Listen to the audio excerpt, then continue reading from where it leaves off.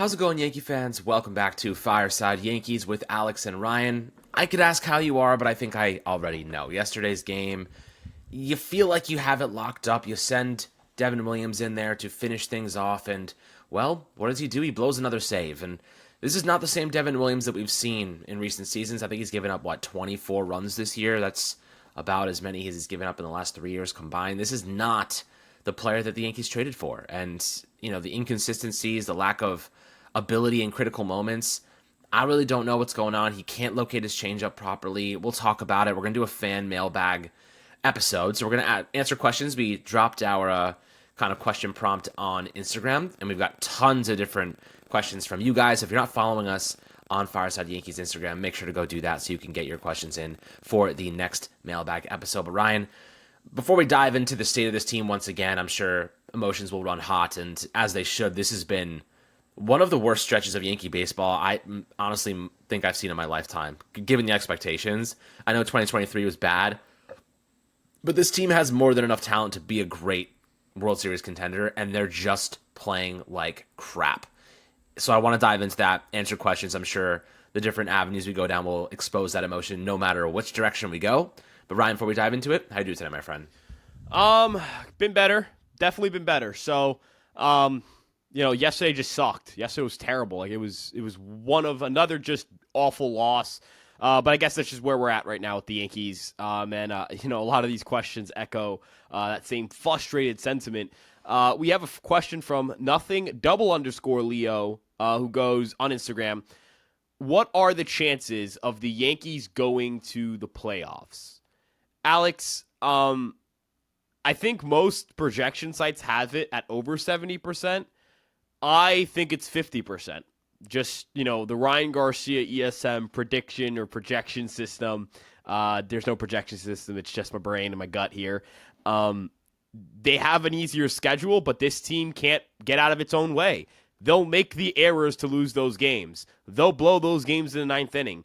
They will lose those. They'll lose more games than they probably should. That's just what it's going to be. That's how they've played, and I have no reason to believe otherwise. Maybe that's super pessimistic. Maybe that's not the way that it will be, and I hope that's not the case, but this team has shown me nothing to show that they will do what needs to be done. They are chokers. They've been gaggers for the last, 7 years now. It's over and over again. I'm frustrated. I'm sure that that's leaking into this response, but yeah, I'm frustrated. So nothing_Leo, thank you for the question. Alex, what's your response to that one?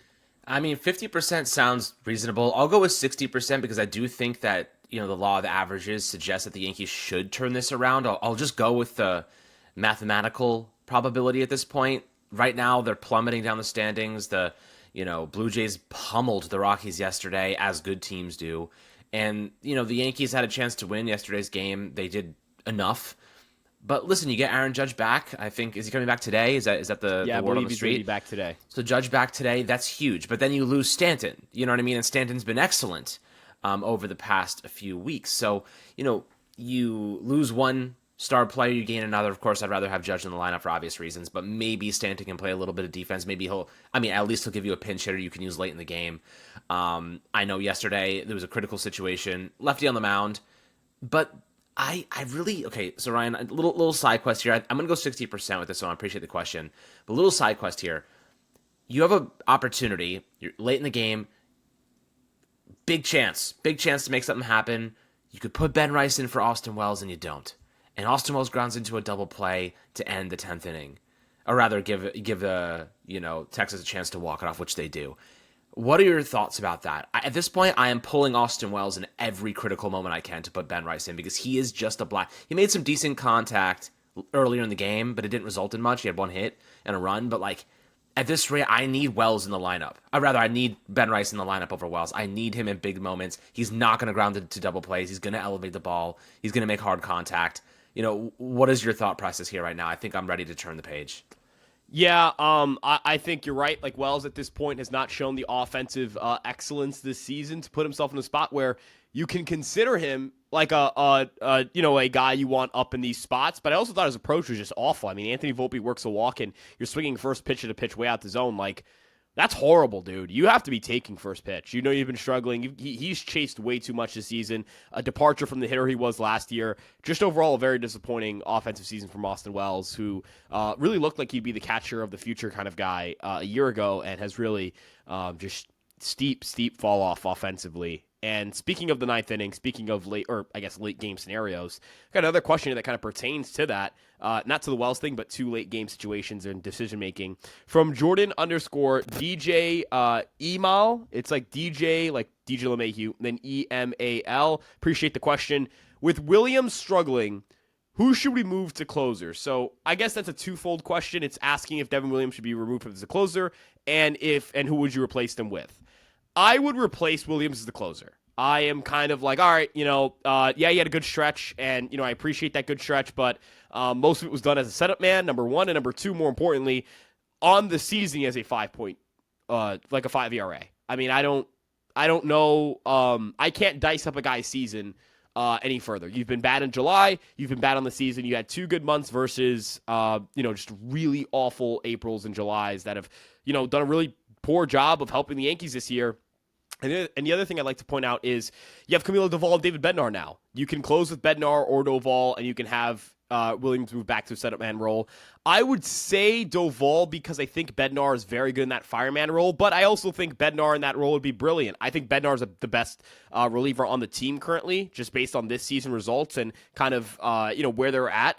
I do have a little bit of worry that Bednar, similar to Williams, his barrel rate is up from his career norms, whereas like Doval has walk issues, but he can come in and just kind of like get easy outs. I kind of like Bednar in the fireman role, and so do I like Weaver in that role because they have great command. So like if a guy's on first, he's not going to walk the ballpark. He's going to go after guys. And versus as a closer, you're getting a clean inning, which I think is kind of important. Like Doval can walk the leadoff hitter and probably get out of it. I actually don't really have an issue with Williams' walk rate as much as I do the fact that he can't stop giving up hard contact on top of the walk rate. So long answer to say that I would remove Williams as a closer, and I would consider one of Doval or Bednar for the role. Alex, what are your thoughts on that? Yeah, I mean, absolutely. You have to take Williams out of this role now. I was at the game last Friday, and I can assure you, everyone was holding their breath because he walked a guy, gave up a hit. There was 2 men on. He managed to get out of the game unscathed, but there have been moments, many of them, where, yeah, he didn't give up a run, but he had to work for that to close. He had to work for that save. You can't have that in a postseason environment, let alone if the Yankees even make the postseason at this rate. You cannot have a guy like Williams, who clearly lacks confidence. And to be quite honest with you, I have no interest in bringing him back to the Yankees next year. No interest. Because he cannot handle it here. He can't handle the pressure. It's so obvious. The guy is putting changeups in the middle of the plate. A pitch that he has historically had that's been elite. And, you cannot lose your command in these big moments, in these against guys like Jock Peterson, who's been horrible this year. Horrible. Just put it low. Just have that changeup, put it low, below the strike zone. He will swing at it, and he will miss it. Instead, he put it right at his belt. You know what I mean? Like, this is like basic stuff, and Williams is giving layups to opposing teams. It doesn't even make logical sense because he's never had this type of command issue with that changeup. It wasn't moving. It wasn't doing anything that he needed it to. So, I am so ready to pull him, put him in a setup man role. He looked way better in that role simply because he didn't have the pressure on him. You know what I mean? Like, he can't handle the pressure. Like, he can't handle the smoke. He does not have ice in his veins. Last year we saw Luke Weaver, ice in his veins. I'd rather give Weaver the chance to close than Williams at this point. Swap their roles. But again, like you said, Bednar or Doval, I'm happy to just go with the hot hand. You know what I mean? Bednar looked excellent. Yeah, excellent yesterday. That splitter was excellent. Give him a chance to close games. If he struggles, you can pull him out and put Doval in and switch things up. You have other options now. Test them all. See which one rises to the occasion and locks it down. Use the other pieces as setup man, fireman roles. They put Weaver in the 5th inning. I talked about that yesterday. I'm totally fine with them using a high leverage piece like Weaver in the 5th inning because the second that they've been moving to the bullpen off their starters, they've been giving up mad runs. So, you need to be more strategic with how you deploy now that you have so many high-leverage pieces, guys that can close.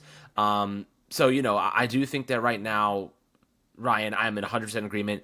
Just go with the hot hand. Test them all. Test Bednar, test Doval, see who rises to the occasion, and go with that. And I think that's exactly what they're going to start doing because Williams has blown blew a save yesterday, almost blew one last Friday. Like, he has been volatile, and they cannot trust him, especially if they're going to be losing games they should be winning. Yeah, and look, this is not a situation where we're just dogging on a guy who, bad ERA but good underlying metrics. The underlying metrics are better than the ERA. Like, Williams shouldn't be a 5 ERA pitcher, I get that, but his expected ERA of 3.48, it would be the highest of his career by a pretty significant margin. He is getting barreled more than he has in his career. He is striking out fewer batters than he has throughout his career. He has been a way worse pitcher this year than he has been in previous years from both a process and results standpoint. So I simply cannot continue watching him blow games. And I'm sorry, you are what your season says you are at this point in time. It is August 5th. This is what you are at this point. I have no more room for it should get better. No, you're not in you're not in first place. You're not even in second place. You're in third place. The Red Sox are going to start lapping you soon. The Blue Jays are way ahead of you. You need to act with some urgency. And if Aaron Boone closes with Devin Williams tonight, I think this will lead into this next question. Do you believe that firing Aaron Boone will solve anything, or is it just a culture problem? This is from Jess Crosby. A lot of S's in the Jess, so I think it's 3. Yeah, 3 S's. Thank you, Jess. I don't think firing Aaron Boone's going to, solve everything. I don't, I'm not this person who sits here and, Aaron Boone's the problem for everything. They can't run a scoring position for a week. That's not Boone. I don't think that's Aaron Boone. They can't, Max Fried wasn't great yesterday. I don't think that's Boone. I just don't. I think that's completely unfair to put on a manager. But it's been 2018, 2019, 2020, 2021, 2022, 2023, 2024. And now you're in 2025. This is year 8 of Aaron Boone. And the Yankees are gaggers. I said it a little bit earlier. They're just gaggers. This era has been defined by gagging. 2018, ALDS, you win Game 2. You took one in Fenway. That should set you up to win that series. You get smoked at home, blown out in Game 3, lose in embarrassing fashion there, and then lose in Game 4. 2019, you go to Houston, you take Game 1. That should set you up to win the series. Game 2, you have a late lead, you blow it, and the Yankees go on to lose that series. They gagged it away. They were up 1-0 in that series. They should have at least gone to a Game 7. They gagged it. They gagged the ALDS in 2018, as I mentioned. 2020, win Game 1 of the ALDS against the Rays, and then gag it. You gag it. You lose 2 straight, and then you win Game 4 just to lose Game 5. So the Yankees, again, they gagged it. 2021, you go to Fenway, and you all had, piss running down your leg in that game. Gagged it. 2022, that one I don't think is a gag job. I think they just got beaten by the better team in the Astros, so I'm not going to slate that or slide that in the Aaron Boone, oh my God, or the Yankees culture, they gagged it. No, they got beat by a great team. 2023, didn't make it. Aaron Judge got hurt. I'll give them a pass on that one. 2024, you get to the World Series. You've got a lead, and all you got to do is get 3 outs to win it. You gag it, then you gag it in Game 5 with the most embarrassing inning I've ever watched. Or honestly, the most embarrassing 30 minutes I've ever watched for any of my sports teams ever. Ever. I've never seen anything worse than that in my lifetime. And yes, I was born after, I was born the month of the 2004 collapse, so I didn't really watch that. So you can't say I didn't watch that and I'm being a casual and I'm not mentioning that moment. I didn't watch it. So, Alex, yeah, I don't know if Aaron Boone can stick around after 2025 if this team misses the playoffs.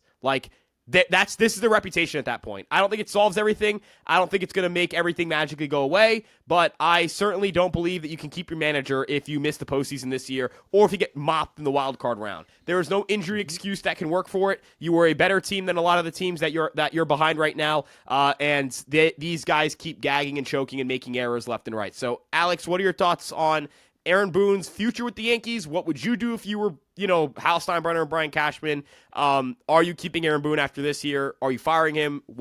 And then I guess what conditions would require a keep or a fire? Yeah, I mean, listen, great question. And the truth is that someone has to be blamed for this. Someone has to be blamed for this. And I honestly, Ryan, I can't blame Brian Cashman for this. He put together a damn good team after losing Juan Soto. Bellinger's been fantastic. Grisham's been excellent beyond our wildest dreams. Fried's been solid. I know the last month or so he's been a little bit inconsistent, but for the most part, you can't anticipate losing Garrett Cole. You can't anticipate losing Clark Schmidt. We didn't know that was going to happen, so I'm not going to blame Cashman. Otherwise, this rotation would have been one of the best we've ever seen. The bullpen, yeah, they could have added some more pieces, but he just added 3 of them. They just optioned Jake Bird today because of how bad he was looking. But I will say this, I'd rather have Jake Bird learn the new repertoire they want him to be throwing, the new pitch usage and whatever it is they want to change with him, where it doesn't matter in AAA. You know what I mean? Like, they can't have him testing new things in the majors right now because he's getting absolutely murdered because of it. They need to be testing the new changes and tweaks that they want to make in the AAA. So I think this is a strategic demotion, personally. I don't think it's necessarily one that should be looked at as like, oh, he sucks, he has to be demoted. I think they want to fix some things, and the Yankees can't afford to be testing him in the majors right now. That's kind of how I feel about Jake Bird. But, when it comes to Aaron Boone, listen, I don't think that he's sitting around letting these guys go without warning, without consequence in the locker room. I think he's absolutely leaning into them and saying what needs to be said. But words do not translate to action, right? Like, somebody has to step up and demand better from these guys. And the God honest truth is that nobody in that locker room is forcing this team to perform better, is holding them accountable, right? That is Aaron Judge's role, as the captain. And I'm not saying that he's not doing his role well, because he absolutely, I'm sure, saying what needs to be said behind the scenes, but he's not playing right now. So he can't lead by example. He can't come up big in a critical moment because he is not on the field. They miss his presence, Every time the Yankees were going through a cold streak, like, I know they weren't playing necessarily great ball before. Now they're playing like the worst I've ever seen this season. Judge was able to at least win them some ball games, with a couple of big hits, big performances. He was able to at least scratch them and claw their way out of a bad situation at times, even if they would restart shortly after. They're now on a 4-game losing streak, and they don't have Judge to claw them out of it, which is why he's coming back today, most likely, because they need someone to do it for them. They miss their captain. I think Aaron Boone can't hit, for Jason Dominguez. He can't hit for Austin Wells. He can't pitch for Jake Bird. He can't pitch for Devin Williams. There's nothing he can do but say what needs to be said, and the players have to actually go and live up to the expectations that the contracts and the investments the team have put in them actually represent. The players are the ones failing right now. Like, I know it's easy to blame Aaron Boone because it's a collective kind of disaster right now, but I think that there's a lack of emphasis on fundamentals. There's a lack of emphasis on clean baseball, and these guys lack confidence. And I will say this, as a collective group that seems to be lacking confidence, I do think that there is a managerial part of that needs to be addressed, because it's not just a single player, Ryan. It's not just one guy. It's not just 2 guys. It's like 7 or 8 players playing well below expectations in big moments. That is a wholesale problem. You know what I mean? That is a general problem. It's not an individual, small, specific problem. It is a general team problem. And when there's a general team problem, that needs to be addressed in a much larger capacity. And whatever Boone's strategy is right now, it is not working. It's not working. They need to find a different way to get these guys out of this funk. They need to find a way to get guys to have more confidence in big moments. Last year we saw it. Weaver was playing like he was like reincarnated, like a star, a legend reincarnated last year, because he was pitching with confidence. You watch Williams out there, he does not look like he's confident. And I think I blame Aaron Boone for not realizing that sooner and making that change when he needs to. You know what I mean? Like, he has to recognize Williams does not look confident out there. He hangs his head. He's frustrated. Like, you have to give the ball to someone that looks and has that vibe confidence about them, because it inspires the whole team. Instead, he's doubling down on players like Austin Wells, for example, doubling down on Austin Wells, despite the fact he knows this guy is probably going to make a mistake based on recent history, probably going to make a big mistake, or strike out, or ground into a double play when he absolutely cannot do so, or forget that there's 3 out, forget that there's 1 out, or rather 2 outs, and he thought it's the 3rd out. He is doubling down on players that are making constant mistakes. That is a managerial problem. You know what I mean? So I will say this, Boone is absolutely at fault. Do I think it's his entire problem? Absolutely not. The blame gets spread evenly, but there are things in his control that he is letting happen that is creating losing scenarios and further debilitating this team, further debilitating the confidence these guys actually are able to compound. So from that stance, I absolutely think he should be on the hot seat, because a good manager would never stand for this. Never stand for this. And I think that he is way too player friendly in some instances when I see the mistakes he's making, and he does not have the balls to change it, right? He doesn't have the I guess you could say foresight to predict that this is going to happen again. The definition of insanity is doing the same thing over and over again and getting the same exact result. You know what I mean? And expecting different results. The Yankees are doing the same thing over and over again and expecting different results. That is not going to work in baseball. You know what I mean? Especially when guys are having bad seasons, not bad weeks, not bad months, bad seasons. Williams having a bad season. Austin Wells having a bad season.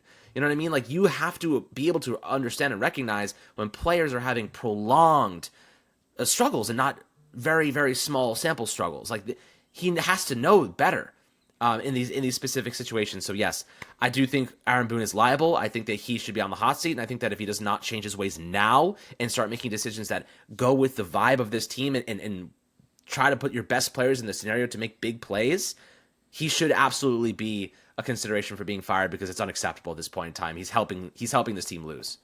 Yeah, and I also like to add on the thing I think really kind of makes me a little less of a Boone guy. I don't think he was putting his best line out there. Like, now he has the now I'm not really that on him about the Goldie Rice thing, because Rice is the backup catcher now. But when Escaro was the backup catcher, he would not play Ben Rice every day against righties, and I thought that was insane. I think that's just not, you're not trying to win baseball games. Don't show up.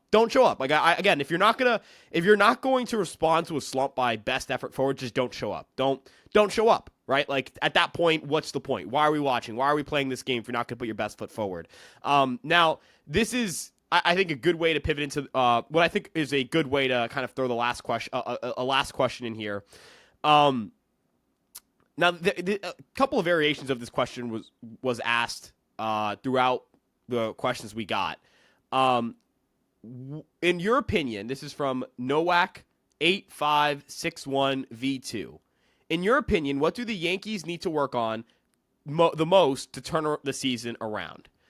For me, it's pitching. It's very easily pitching. Since July, they have the worst pitching war in baseball. And the thing that I lost my mind about yesterday a little bit is, statistically speaking, the biggest reason why. These guys can't locate. The Yankees have the highest home run per 9 rate in baseball, and also the highest walk rate in baseball since July. So they're not throwing strikes, and they're giving up bombs. You have to, as an offense, or as a pitching staff, you have to be able to locate. You have to be able to command. At that point, like, again, don't show up.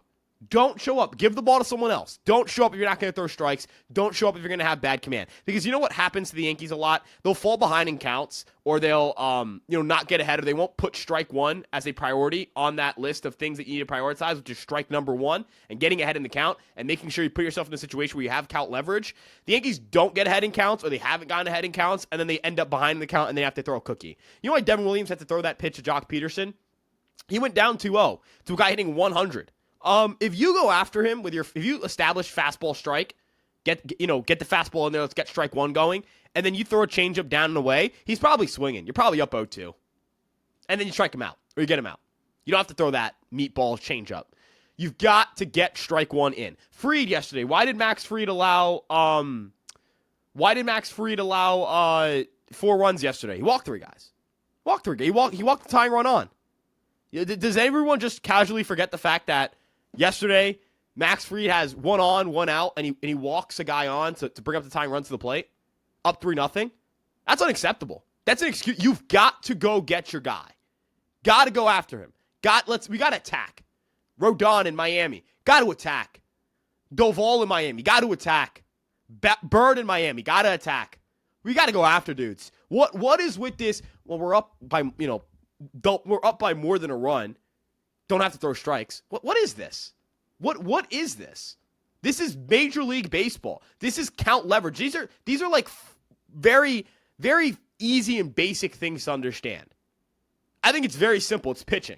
The defense has been embarrassing. The base running has been embarrassing. Those are the embarrassing parts. Those are the parts that are going to catch headlines, and they are embarrassing and unbecoming of any team that tries to label itself a contender. But the pitching and the walks and the poor command, they have a 95 location plus since July 1st. It's the worst mark for any team over that stretch. No team locates worse than the Yankees right now. No team has a worse understanding of the strike zone than the Yankees right now. No, even the Rockies have a better understanding of the strike zone than you do right now as a pitching staff. The Rockies have a better WAR than you as a pitching staff over that stretch. as a pitching staff, and this is the first time ever on the history of the podcast where I will ever do this, and I hope this is the last time I ever have to do this. I think it will be the last time I ever have to do this or ever say this. I need Matt Blake to earn his paycheck right now. I know the staff's hurt. Guys have to get ahead. I need guys to get ahead in the count. I need guys to throw strikes and get count leverage. You cannot win at bats. You cannot win baseball games when you're not getting count leverage. You just can't, Alex. It's unbelievable. Unbelievable. So I think that's the biggest reason why the Yankees are in this funk right now. And I think if they fix the pitching, they'll be fine. Yeah, I mean, pitching, so I'll take it a step further, a little bit more psychological. Yeah, of course, pitching needs to be at the forefront of what the Yankees need to solve, and I think that they hopefully will get there. But to me, it's not like the physical pitching, it's the clutch factor. This team has zero clutch factor. They crumble in critical moments. They flop in every single high leverage situation. You know, whether it's Devin Williams yesterday, whether it's Bednar the other day, or Jake Bird the other day, or yesterday. You know what I mean? Like, it's just in critical moments, they cannot come through. And offensively, it's been quite similar. You know what I mean? Like, they'll score a whole bunch of runs, and then when they need to make that, I mean, I'll give Volpe some credit. He actually has been pretty clutch lately in those big moments. So, credit to Volpe for the offensive turnaround. Defensively, he's been better the last couple of days. So definitely want to give him his flowers. But to me, it's just high leverage, ice in your veins, clutch factor the Yankees are lacking. Big bullpen moments, big outs. When they need that one out, there's two outs, men on base or whatever, they can't get out. They just simply cannot let themselves win. For me, it's psychological. Where do the Yankees need to improve? They need to be more confident in the most important moments of important games. That is where they're flopping. I don't think Bednar's pitches are bad or Fried's pitches are bad. Like, they are just flopping in the most important moments. And I think that mental weakness, they don't have that mental fortitude to win and beat better opponents. And most importantly, as of late, when they do have a chance to win, they find ways to lose. You know what I mean? They find ways to lose. That is psychology. That is psychological, in my opinion. It's nothing more than that. So they need to get these guys into mental shape. I don't know. Maybe the whole team's got to see a therapist at the same time to figure out what's going on right now. But everybody's looking at each other, looking who to blame. You know what I mean? They got to play with some more urgency, Ben Rice says. Devin Williams talking out, like saying, I had one bad pitch, like speaking like a loser. He's talking like a loser. You know what I mean? Because they are losers right now, Ryan. They are absolute losers. They speak and they talk like they are losers. You have to have more urgency.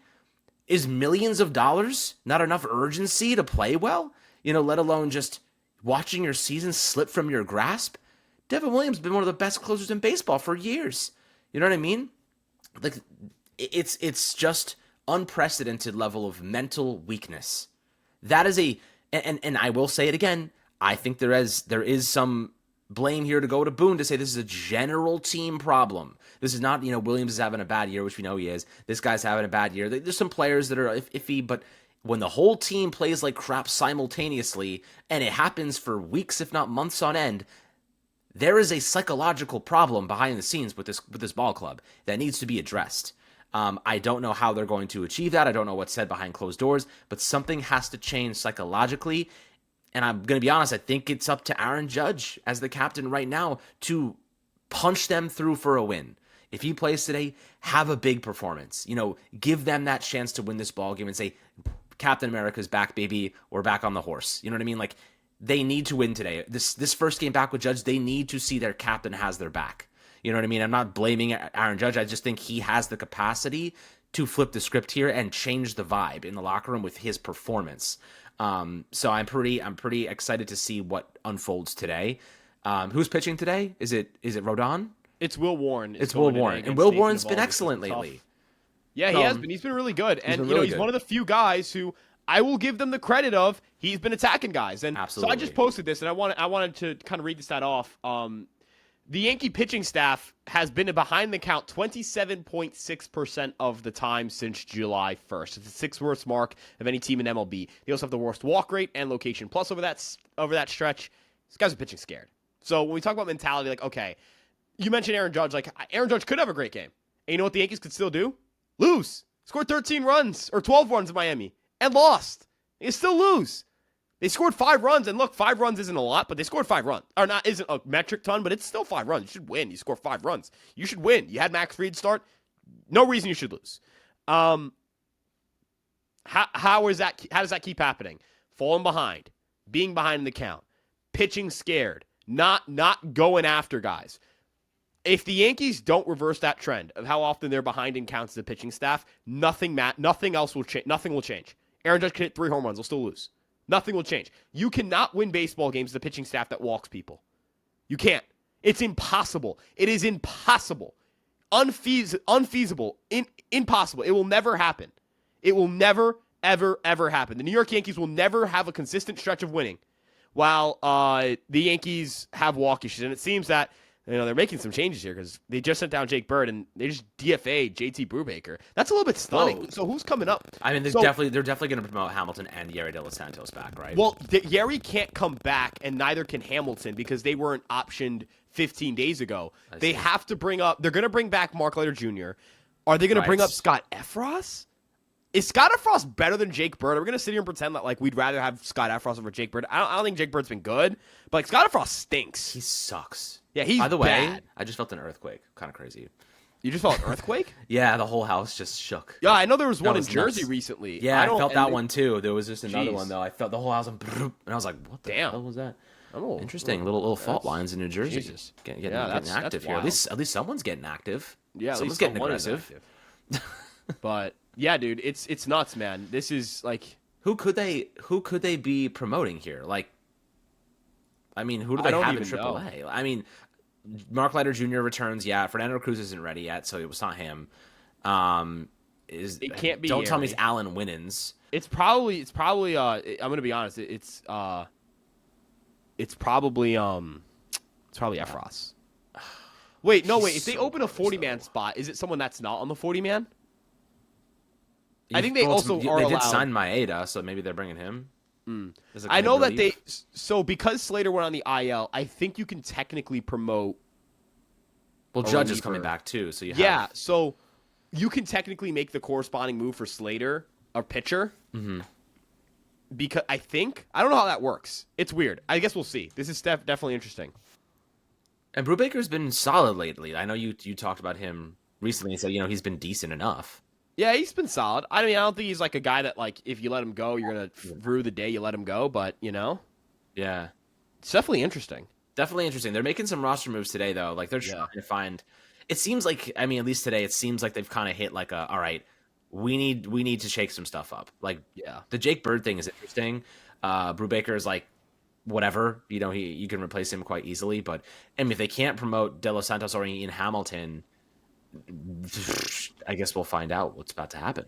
Yeah, but getting Judge back, who they taxed their bullpen pretty heavily yesterday, because they used Williams, Weaver. You know who didn't? Bednar. I didn't use Doval though, did they? They did. You know who didn't have to get taxed? The Rangers, because their long relief guy came in and did a job in John Gray. So he looked excellent. Yeah, we're at a bullpen disadvantage and a starting disadvantage. Again, it's you can't lose these kinds of games. I just it's frustrating. It's frustrating, Alex, because that hole you can't dig out of it today. Probably not going to dig out of that one today. It's probably not going to happen today. And Brubaker is your long relief option. So he is. He wasn't used yesterday. Cutting him is a really another questionable decision, I would say, unless they have somebody else they believe can be their long relief. Unless it's Yerry coming. If Yerry comes up, I think you're improving. That's okay. Yeah, but can he come up? You said. Yeah, he can't because of the 15-day IL thing. 15-day. But because of the injury, limit, you're saying they can. But since Slater's on the IL, I wonder if you can. Okay. I don't know. I guess we'll find out very soon. Yeah. But in any case, the Yankees are making some bullpen shuffling and roster shuffles. So we will see how that unfolds. But is there any other questions that stand out to you, Ryan? As for questions, so one that I did find at least a little, not at least a little interesting, I found pretty interesting was, because it's not related to this team, but it's related to the offseason, and it had to do with Kyle Tucker. And I guess I thought it'd be fun to talk about something that isn't going to make me want to, drown myself immediately. Just got to look for it here it was about Tucker, or offseason moves, excuse me. Whether I guess I kind of let the cat out of the bag with what I think the Yankees should do. Sorry about that one. There are so many will the Yankees ever win again? And I know.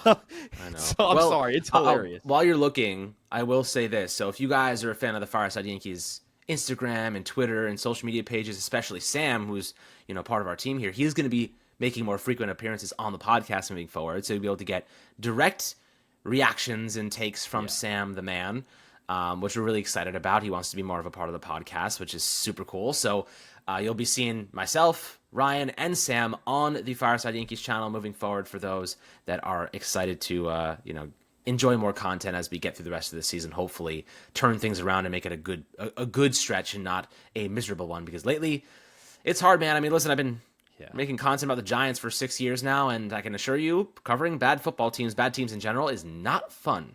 So I'm hoping the Yankees can change course and get us back in the winning column, because we could use a little bit more motivation on a day-to-day basis, I would say. Yeah, for sure. And I have the question right here now. Thank you for the stall a little bit. Would you rather see this from Mac Goated? Mac is in Mac Jones, and Goated is in goated. Would you rather see the Yankees sign Kyle Tucker this offseason or re-sign Cody Bellinger if he opts out? Alex, I'll let you take this one first. That's a really, really good question. So, okay, obviously I'd like Kyle Tucker long term, but I think the question more so is, what could you do? What's the opportunity cost of signing Kyle Tucker compared to Cody Bellinger, right? Because Kyle Tucker is going to get $400 million. And then you look at Cody Bellinger, maybe he gets $120 million. You're going to have a maybe $250, $300 million difference in those contracts. What could you do differently to reinforce the team? You know what I mean? What could you use that money for? And I think Bellinger's a great Yankee. I really like Bellinger. Defensively stout. He comes up clutch. He hits with runners in scoring position. He's a good ball player. And I think he likes being a Yankee. I think he really loves being here. So I would say this. I actually have kind of changed my opinion a little bit on this. I think I'd rather sign Bellinger and others, like Bellinger plus, than Tucker and nothing else. I'd rather maybe get Bellinger and, let's say, another starting pitcher, or maybe you go and you invest in, I know you already have Mariah McMahon, maybe you invest in Jazz Chisholm long-term, just throwing that out there, or maybe you bring in some more bullpen support in free agency. I don't know. Maybe you sign a good first baseman. I really like Ben Rice. I hope he gets better defensively, because I think he could be a long-term solution there. I know Sam has his interesting take. I'm sure he'll talk to you in another episode about this. But, Ryan, what are your thoughts? I think, you can't really go wrong. You sign Bellinger plus or Tucker. I'm happy either way. So the question's kind of, rhetorical. It's all right, which option do you love the most? And it's I love both of them. But, Bellinger plus does make a lot of sense to me, and you're able to spread the wealth around a little bit more efficiently. Yeah, so my first thought is the spread the wealth plan worked pretty well for the Yankees this past offseason. I know that people are going to say, well, no, that's not true, because look at how the team's playing, and I get it. I get the frustration, but I don't think that's why they're struggling. It's Juan Soto versus Cody Bellinger this year. You'd actually, according to wins above replacement, you would not be a better team in that scenario. I'm not saying that Soto leaving is good, but I'm saying that to say I think Soto's a better player than Kyle Tucker. I think Soto is a better ball player than Kyle Tucker, and I think he's a more impactful player, both short-term and long-term. So if you can find a way to replace Juan Soto, you can probably find a way to replicate the value of Kyle Tucker, depending on the value gap. Now, I think Tucker's a really good player. I would love him for the Yankees if he is available and he signs for $500 million with the Yankees. I think I'd be really happy. If Bellinger asked for more than $150 million, I think I'd just pay Tucker at that point and just bite the bullet. But if there is a way the Yankees can improve their pitching staff or their roster without with Bellinger and not bringing other guys as you mentioned, spread the wealth, and Tucker's just a one-guy move, I don't know. I don't know if I could be behind a Tucker-only offseason for this group. I will say, though, they have a lot of returning pieces. It's tough. Is this team one piece away? Maybe. Is Tucker for Bellinger going to make the group exponentially better? I'm not sure. Is it just the fact that you're going to get a lot of starters that are hurt back next year, like Cole and Schmidt should be back next year? Is that just naturally going to make you better? Very possible. But I think I entered this season, and even at points where Bellinger was great, would continue to say, no, you clearly are just going to sign Kyle Tucker. That's the best idea. That's clearly the best idea that you can have. You should not consider any other idea as your plan A. I still think Tucker is my plan A, but I think that plan B with Cody Bellinger is, yeah, it's fine. Like, I'm not going to be upset. I can understand it. Whereas before, I was much more of the, yeah, Kyle Tucker should be plan A. How can you change that over one season? Bellinger's a great fit for the Yankees. He's a great defender. And very importantly, Alex, he can play some center field. That is very important. That ability to play a premium position at a pretty high level does matter. But I think they will at least bring back one of their outfielders that are hitting free agency in Grisham or Bellinger, but the likely one's probably Bellinger. Yeah, I would agree with that. I think Tucker's going to have a huge bidding war. And then, the Yankees could probably, sneak out a deal with Bellinger and avoid going through the whole mess with Tucker. Because, here's the problem, Ryan. This is a real problem, right? If the Yankees go all in on Tucker and they don't get him and Bellinger signs before Tucker, they're screwed. You know what I mean? Yeah. There's a world where the Tucker, negotiations go as long as Soto's. There's teams involved. The Cubs want him back. There's other competitors in this market. And Bellinger signs quietly, like Willy Adames did. You know what I mean? You remember that? Not to say they're the same position, obviously, but more so Willy Adames signed really early, and everyone was like, "Oh crap!" That just now there's one less infielder on the market. So if the Yankees wait too long and they risk losing Bellinger and then miss out on Tucker, which is entirely possible, they're in big trouble. You know what I mean? Yeah. They're in big trouble. So I actually think I'd be looking to extend Bellinger a bit earlier. Maybe even try to. I know he'll want to go to the open market, which makes sense, and get his best dollar. But yeah, he's a Boris client, which isn't great. Right. So is Tucker also a Boris client? No, he's not a Boris client, He's which not. does factor into my. Right. So maybe if you get Tucker earlier, then whatever, it doesn't matter what happens with Bellinger. But I do think that Bellinger's going to want top dollar. Boris will make sure he'll get it, and it'll be substantially less than what Tucker probably gets. So, I'm pretty at this point, pretty encouraged by what I've seen from Bellinger in the sense that we could extend him, spread the wealth a bit more efficiently, and I'd be super happy with that. So that's kind of how I feel about it right now. I think that's relatively fair. Yeah, would agree. That's the last question because all the other ones are the exact same, which is fair. I get it, not criticizing the other questions, but they're all kind of very similar in regards to Aaron Boone, this team sucks. How does it get better? I think one of the questions legitimately just said, hey, it's over. So not sure that's a question or more sort of statement, but we really do appreciate the questions. Alex, if you want to, I don't know if you have anything else you want to throw out before you close this out, but I really do appreciate the questions. We got a ton of responses really quickly.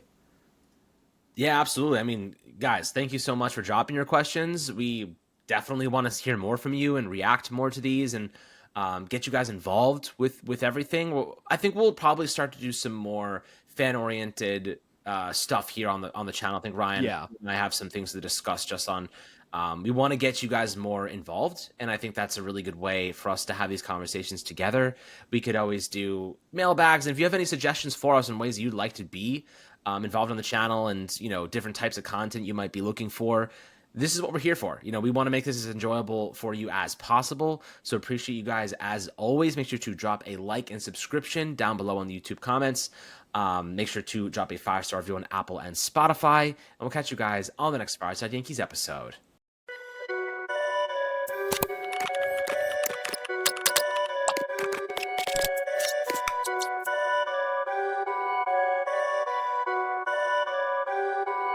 Perfect.